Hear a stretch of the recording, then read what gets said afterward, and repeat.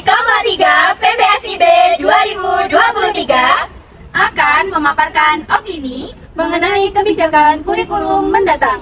Saya Dania Dulestari dengan NIM 042.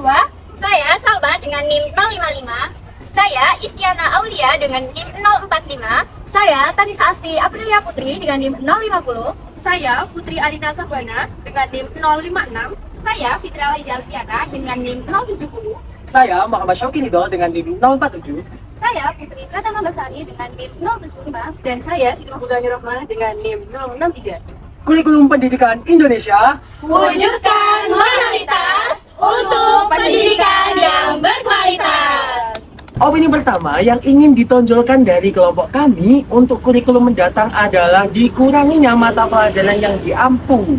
Pendidikan saat ini terutama pada tingkat sekolah dasar hingga menengah mengungkapkan bahwa mata pelajaran yang diampu terlalu banyak, yakni 14 sampai 16 macam. Jumlah mata pelajaran yang begitu banyak dengan jam yang terbatas menjadikan siswa tidak terlatih belajar secara mendalam dan fokus. Mereka mudah bosan dan mudah capek dengan mata pelajaran yang harus dipelajari di setiap harinya. Maka kemampuan mengolah bahan materi, menganalisis secara kritis masih dirasa kurang. Dengan mengurangi mata pelajaran, siswa dapat lebih fokus, beban mental berkurang, meningkatkan pemahaman dan memungkinkan kurikulum menjadi lebih relevan dengan kebutuhan perkembangan zaman.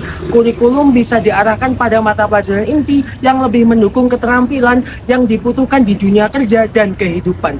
Terima kasih, cukup dari saya. Selanjutnya dikutip dari Abdul Mukti, seorang pakar pendidikan Indonesia, yang mengatakan bahwa peserta didik harus meningkatkan 4 poin penting dalam pembelajaran, yakni yang pertama yaitu mindful learning, kedua meaningful learning, ketiga joyful learning, dan yang keempat contextual learning. Yang pertama yaitu mindful learning. Mindful learning merupakan pendekatan pembelajaran yang berfokus pada kesadaran penuh siswa dalam proses belajar. Nah, di sini siswa memperhatikan materi dengan sepenuhnya dan terbuka terhadap informasi baru tanpa terlalu terikat pada asumsi atau pandangan sebelumnya. Yang kedua yaitu meaningful learning. Meaningful learning berarti memahami materi secara mendalam dan menghubungkan dengan pengetahuan sebelumnya. Proses ini memungkinkan siswa untuk mengaitkan informasi baru dengan konsep-konsep yang sudah mereka ketahui, sehingga lebih mudah dipahami dan diingat dalam jangka waktu yang panjang. Yang ketiga yaitu joyful learning, yang merupakan suatu proses pembelajaran secara menyenangkan. Belajar yang asyik, di mana peserta didik diajak belajar sambil bermain. Artinya, proses pembelajaran dikemas dalam situasi yang menyenangkan, baik dilaksanakan di dalam kelas maupun di alam sekitar. Yang terakhir, terdapat pembelajaran kontekstual atau contextual teaching learning, merupakan konsep belajar yang membantu guru mengaitkan antara materi yang diajarkan dengan situasi di dunia nyata siswa dan mendorong siswa membuat hubungan antara pengetahuan yang dimilikinya dengan penerapannya dalam kehidupan mereka sebagai anggota keluarga maupun masyarakat. Kebijakan kurikulum baru yang menekankan 4 poin di atas merupakan langkah positif karena membantu siswa untuk belajar dalam suasana yang menyenangkan serta relevan dengan kehidupan nyata. Namun, implementasinya harus mempertimbangkan keseimbangan antara kebebasan dan kedisiplinan belajar. Siswa perlu diarahkan untuk tetap fokus pada pencapaian akademis dan pengembangan keterampilan hidup. Selain itu, guru memerlukan pelatihan khusus agar dapat menghadirkan materi yang menarik dan kontekstual tanpa mengabaikan tujuan pembelajaran utama.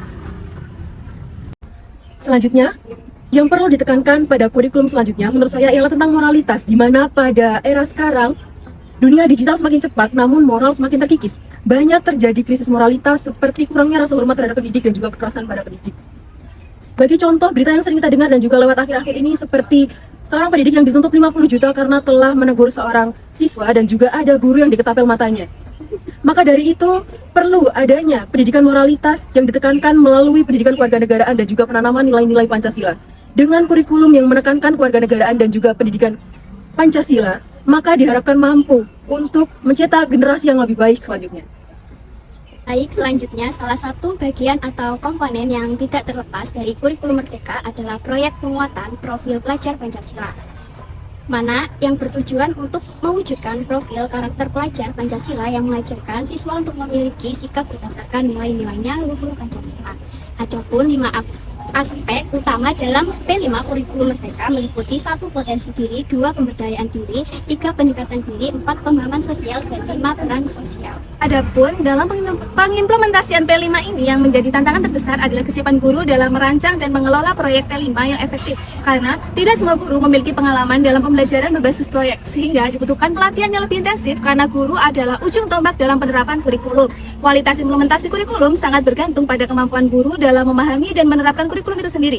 Ada kekhawatiran bahwa beban kerja guru akan meningkat karena mereka harus merancang proyek yang berbeda-beda untuk setiap kelasnya. Maka dari itu, perlu adanya pelatihan guru secara berkelanjutan yang berfokus pada pengembangan kompetensi pedagogik, teknologi, dan sosial emosional dengan disesuaikan kebutuhan masing-masing guru dan sekolah. Menurut saya, yang perlu ditekankan dalam kurikulum kedepannya adalah menyederhanakan materi dan penguatan kompetensi dasar. Maksudnya, kurikulum dapat disusun agar lebih sederhana dan fokus pada penguatan kompetensi inti yang esensial bagi siswa. Ini berarti topik-topik yang dianggap terlalu kompleks, detail, atau kurang relevan di jenjang tertentu bisa dikurangi atau disederhanakan. Dengan demikian, siswa memiliki waktu dan kesempatan lebih banyak untuk benar-benar menguasai konsep-konsep dasar yang menjadi fondasi dari pengetahuan di bidang tersebut.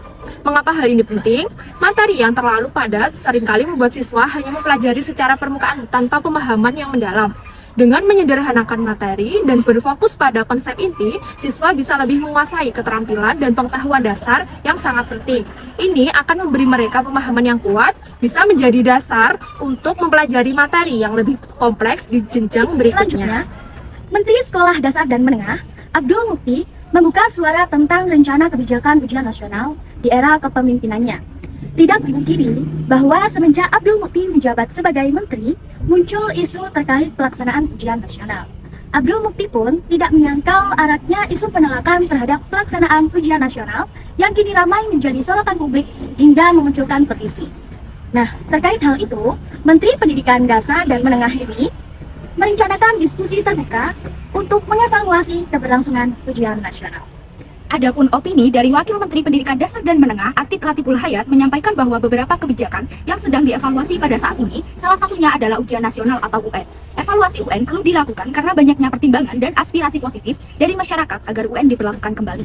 Namun, UN akan diadakan kembali atau tidak masih belum dipastikan karena menunggu hasil musyawarah bersama dan evaluasi menyeluruh dengan seluruh elemen pemerintah pendidikan. Sebelumnya, Menteri Pendidikan, Kebudayaan, Riset dan Teknologi, Bapak Nadiem Anwar Makarim, menghapus ujian nasional atau UN dan menggantinya dengan asesmen nasional atau AN yang mengubah sistem seleksi sekolah negeri. AN mengukur kemampuan literasi dan numerasi siswa melalui asesmen kompetensi minimum atau AKM yang tidak bisa dipelajari seperti UN. AN tidak berdampak secara langsung pada siswa, melainkan berfokus untuk mengevaluasi sekolah. Menurut pendapat kami, UN perlu diberlakukan kembali agar dapat mengetahui kemampuan dan hasil belajar siswa selama pembelajaran. Hal ini tentu dilatar belakangi aspek kelebihan dan kekurangan diterapkannya kembali UN tersebut. Dalam konferensi pers setelah Rapat Koordinasi Kebijakan Pendidikan 2024 di Jakarta, tanggal 11 November 2024, Abdul Mukti menyatakan akan mengundang berbagai pihak untuk mengambil kebijakan terkait UN. Isu ini yang menimbulkan pro dan kontra. Nantinya akan ada kelebihan dan kekurangan jika diterapkan UN di tahun ini atau di tahun-tahun yang akan datang. Untuk kelebihan yang pertama yaitu standar penilaian nasional. UN memberikan standar yang sama untuk mengukur kemampuan siswa di seluruh Indonesia. Ini penting untuk mengidentifikasi kesenjangan pendidikan antar daerah. Yang kedua, pemetaan kualitas pendidikan. Melalui hasil UN, pemerintah bisa memetakan daerah mana saja yang memerlukan perhatian khusus dalam hal pengembangan infrastruktur dan kualitas pengajaran.